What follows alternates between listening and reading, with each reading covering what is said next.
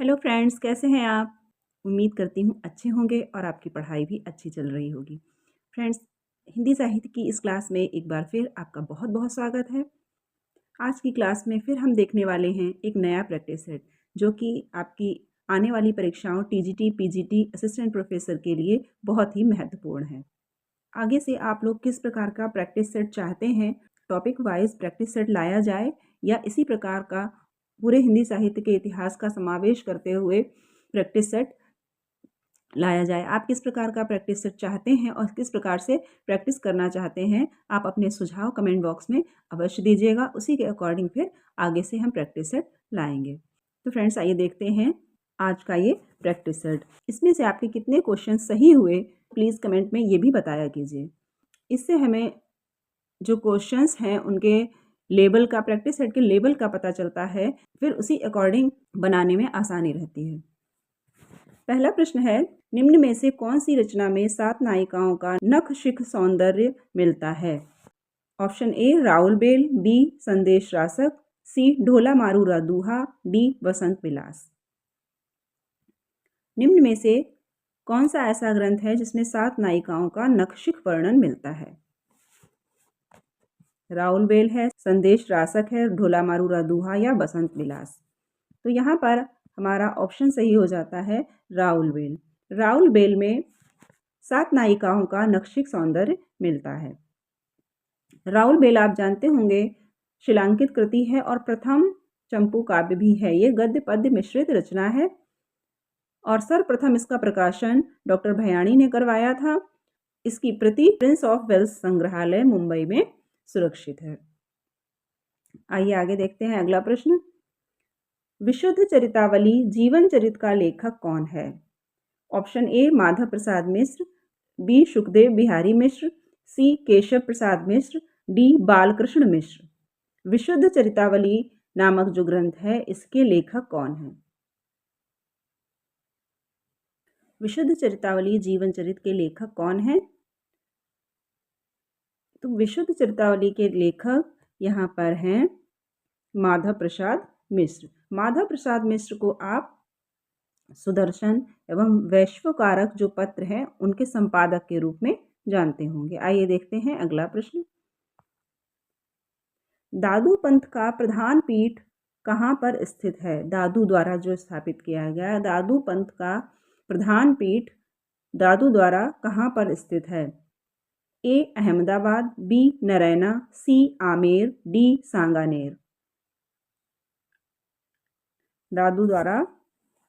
दादू पंथ का प्रधान पीठ कहाँ पर स्थित है?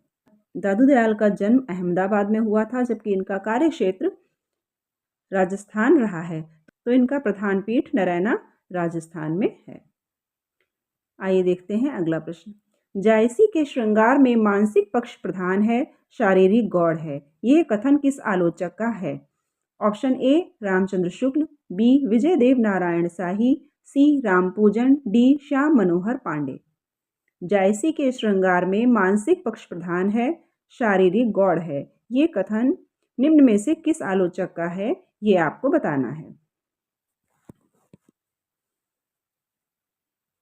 जायसी का जो श्रृंगार वर्णन है उसमें मानसिक पक्ष को प्रधानता दी गई है, जबकि शारीरिक जो वर्णन है वो गौड़ है। तो ऐसा कहने वाले हैं आचार्य रामचंद्र शुक्ल। इनका ही मानना है कि जायसी के श्रृंगार में मानसिक पक्ष प्रधान है। आइए देखते हैं अगला प्रश्न।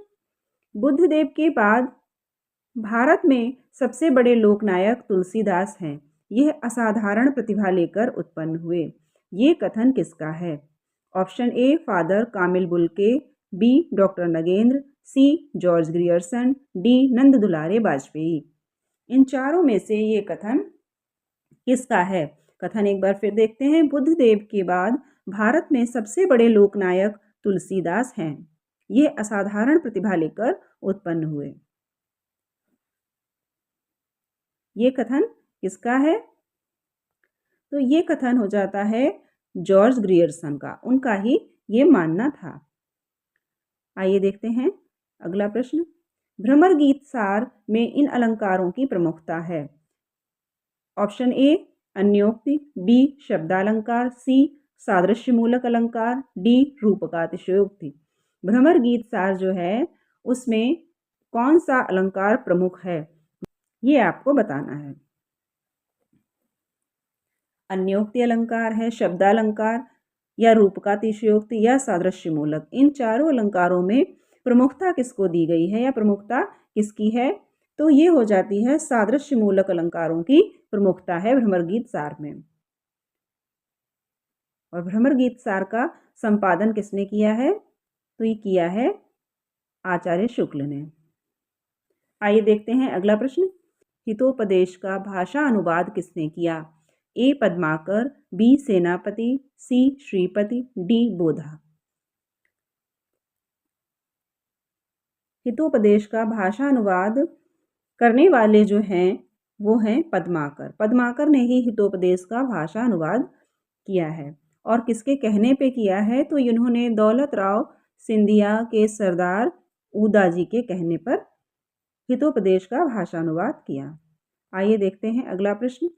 केशव ने एक आध्यात्मिक ग्रंथ लिखा, उसका नाम क्या था। Option A Rasik Priya, B विज्ञान गीता, सी रामचंद्रिका, डी कवि प्रिया।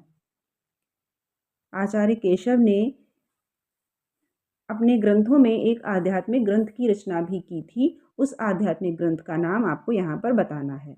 रसिक प्रिया, विज्ञान गीता, रामचंद्रिका या कवि प्रिया। तो यहाँ पर विज्ञान गीता नामक आध्यात्मिक ग्रंथ की रचना आचार्य केशव ने की थी। आइए आगे बढ़ते हैं, देखते हैं अगला प्रश्न। भारतेंदु की खड़ी बोली में रचित कविताओं का संग्रह किस नाम से प्रसिद्ध है। भारतेंदु की खड़ी बोली में रचित कविताओं का संग्रह किस नाम से प्रसिद्ध है। ऑप्शन ए प्रेम तरंग, बी प्रेम सरोवर, सी फूलों का गुच्छा, डी प्रेम माधुरी। भारतेंदु की जो खड़ी बोली में कविताएं रचित हैं उनका संग्रह किस नाम से है, तो ये संग्रह इनका है फूलों का गुच्छा नाम से हो जाता है। और एक दशरथ विलाप नामक रचना भारतेंदु की है, वो भी खड़ी बोली में मानी जाती है, परंतु वो विवादित है कि वो भारतेंदु की रचना है या नहीं। अगला प्रश्न देखते हैं। नूरजहां प्रबंध काव्य के रचयिता हैं। Option A Qutuban, B Siyaram Sharan Gupt, C Ayodhya Singh Upadhyay Hariaudh, D Gurubhakt Singh. Noorjahan प्रबंध काव्य के रचयिता का नाम आपको बताना है कि वो कुतुबन की रचना है, सियाराम शरण गुप्त की है, अयोध्या सिंह उपाध्याय हरिऔध की है या गुरुभक्त सिंह की रचना है। तो नूरजहां प्रबंध काव्य जो है वो गुरुभक्त सिंह का है। अगला प्रश्न देखते हैं। प्रेम शतक के रचनाकार हैं। Option A Jagannath Das Ratnakar, B Dulare Lal Bhargav, C Viyogi Hari, D Ambika Datt Vyas. निम्न में से प्रेम शतक नामक रचना के रचनाकार आपको बताना है। प्रेम शतक किसकी रचना है, जगन्नाथ दास रत्नाकर की, दुलारे लाल भार्गव की, वियोगी हरि या अंबिका दत्त व्यास की। तो यहाँ पर प्रेम शतक नामक रचना है वियोगी हरि की। इनकी एक रचना वीर सतसई भी आपने सुनी होगी। आइए देखते हैं आगे। निम्न में से कौन सी पुस्तक महात्मा गांधी के जीवन पर आधारित है। ऑप्शन ए महामानव, बी आत्मजयी, सी लोकायतन, डी एक पुरुष और। निम्न रचनाओं में से महात्मा गांधी के जीवन पर आधारित रचना कौन सी है। तो यहाँ पर महामानव नामक जो रचना है वो महात्मा गांधी के जीवन पर आधारित रचना है। ये ठाकुर प्रसाद सिंह की रचना है, जिन्हें आप नवगीत के लिए जानते होंगे। नवगीत विधा से ये जुड़े हुए हैं और इनकी वंशी और मादल नामक रचना आपने अवश्य सुनी होगी। लोकायतन नामक जो रचना है इस पर भी गांधीवाद का प्रभाव है। स्वतंत्रता प्राप्ति के पहले और बाद की घटनाओं का चित्रण हुआ है। आइए अगला प्रश्न देखते हैं। निम्न में से प्रगतिवाद के प्रमुख कवि नहीं हैं। Option A Nagarjun, B Dinkar, C Agyeya, D Muktibodh. जो कवि दिए हुए हैं इनमें से आपको बताना है कि प्रगतिवाद के कवि कौन से नहीं हैं। यह आसान क्वेश्चन है। प्रगतिवाद के कवियों में अज्ञेय नहीं आते हैं, इन्हें प्रयोगवाद के कवि के रूप में जाना जाता है। अगला प्रश्न देखते हैं। पश्चिम का अंधा अनुकरण करने की कोई ज़रूरत नहीं है, पर पश्चिम के विरोध के नाम पर मध्यकाल में तिरस्कृत मूल्यों को भी अपनाने की ज़रूरत नहीं है। किसके द्वारा कहा गया कथन है? Option A Shridhar Pathak, B Shambhunath Singh, C Girija Kumar Mathur, D Dharmveer Bharti. कथन एक बार फिर देखते हैं। पश्चिम का अंधा अनुकरण करने की कोई ज़रूरत नहीं है, पर पश्चिम के विरोध के नाम पर मध्यकाल में जो तिरस्कृत मूल्य हैं उन मूल्यों को भी अपनाने की ज़रूरत नहीं है। किसके द्वारा कहा गया है? ये कथन है डॉक्टर धर्मवीर भारती का। उन्हीं के द्वारा कहा गया ये कथन है। आइए देखते हैं अगला प्रश्न। निम्नलिखित में से किसका संबंध नवगीत विधा से नहीं है? Option A Kumar Ravindra, B Girdhar Rathi, C Virendra Mishra, D Maheshwar Tiwari. दिए हुए कवियों में से किस कवि का संबंध नवगीत विधा से नहीं है? कुमार रविंद्र का, गिरधर राठी का, वीरेंद्र मिश्र या माहेश्वर तिवारी। इनमें से किसका संबंध नवगीत विधा से नहीं है? तो गिरधर राठी का संबंध नवगीत विधा से नहीं है, अन्य सभी कवि नवगीत विधा से जुड़े हुए हैं। आइए देखते हैं अगला प्रश्न। दुर्गा एकांकी नाटक के रचनाकार हैं? ए जगदीश चंद्र माथुर, बी उपेंद्र नाथ अश्क, सी उदय शंकर भट्ट, डी सेठ गोविंद दास। दुर्गा नामक जो एकांकी है उसके रचनाकार का नाम आपको बताना है। इन चारों में से कौन है? तो यहाँ पर उदय शंकर भट्ट जी जो हैं वो दुर्गा नामक एकांकी के रचनाकार हैं। अगला प्रश्न है। एक ही कथानायक चेतन उपेंद्र नाथ के कई उपन्यासों का केंद्रीय पात्र है। उनके किस उपन्यास का नायक चेतन नहीं है? ऑप्शन ए गिरती दीवारें, बी शहर में घूमता आईना, सी गर्म राख, डी एक नन्ही कंदील। इनमें से किसका कथानायक चेतन नहीं है? उपेंद्र नाथ अश्क ने जो उपन्यास लिखे हैं उनमें से उनके कई उपन्यासों में चेतन नायक के रूप में दिखाई देता है। तो यहाँ पर वही पूछा गया है, इन चारों उपन्यासों में वो उपन्यास आपको चूज करना है जिसका कथानायक चेतन नहीं है। गिरती दीवारें, शहर में घूमता आईना, गर्म राख, एक नन्ही कंदील। इनमें से 3 का नायक चेतन है, 1 का नहीं है। वही उपन्यास आपको बताना है। तो वो उपन्यास है गर्म राख। गर्म राख नामक उपन्यास जो है उपेंद्र नाथ अश्क जी का, इसका नायक चेतन नहीं है। अन्य तीनों उपन्यास गिरती दीवारें, शहर में घूमता आईना, एक नन्ही कंदील, इन सब का कथानायक चेतन ही है। इसके अतिरिक्त एक और उपन्यास है बांधो ना नाव इस ठाव, उसका भी कथानायक चेतन है। इस तरह से उपेंद्र नाथ अश्क जी के 4 उपन्यासों का केंद्रीय पात्र चेतन है। आइए देखते हैं अगला प्रश्न। जॉर्ज पंचम की नाक कहानी का लेखक कौन है? Option A Kamleshwar, B Agyeya, C Bhisham Sahni, D Harikrishna Premi. George पंचम की नाक कहानी का लेखक आपको बताना है। जॉर्ज पंचम की नाक एक व्यंग्यात्मक कहानी है, जैसा कि आपको शीर्षक से ही ज्ञात हो रहा है। इस कहानी के रचनाकार हैं, लेखक हैं कमलेश्वर। आइए आगे देखते हैं। भ्रूण हत्या निबंध के लेखक हैं? Option A Bharatendu Harishchandra, B Shyam Sundar Das, C Mahadevi Verma, D Thakur Jagmohan Singh. भ्रूण हत्या नामक जो निबंध है वो किसके द्वारा लिखा गया है? क्या इसे भारतेंदु जी ने लिखा है, श्याम सुंदर दास जी ने, महादेवी वर्मा ने या ठाकुर जगमोहन सिंह ने? तो ये निबंध लिखने वाले हैं भारतेंदु हरिश्चंद्र। भ्रूण हत्या नामक निबंध के लेखक भारतेंदु हरिश्चंद्र जी ही हैं।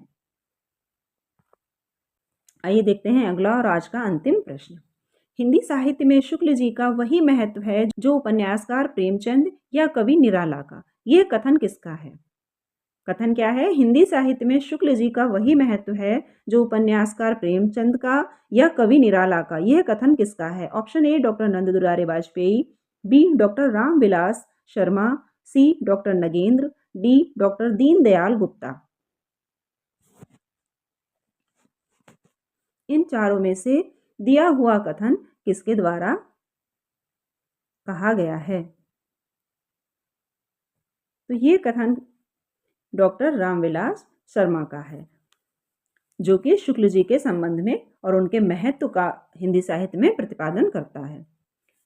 तो फ्रेंड्स, आज यहीं तक। आपको वीडियो अच्छा लगा हो तो लाइक कीजिएगा, अपने फ्रेंड्स में भी शेयर कीजिएगा और चैनल पर नए हैं तो सब्सक्राइब करके बेल आइकन ज़रूर प्रेस कीजिएगा ताकि इसी प्रकार के वीडियोस का नोटिफिकेशंस आपको आगे भी मिलता रहे।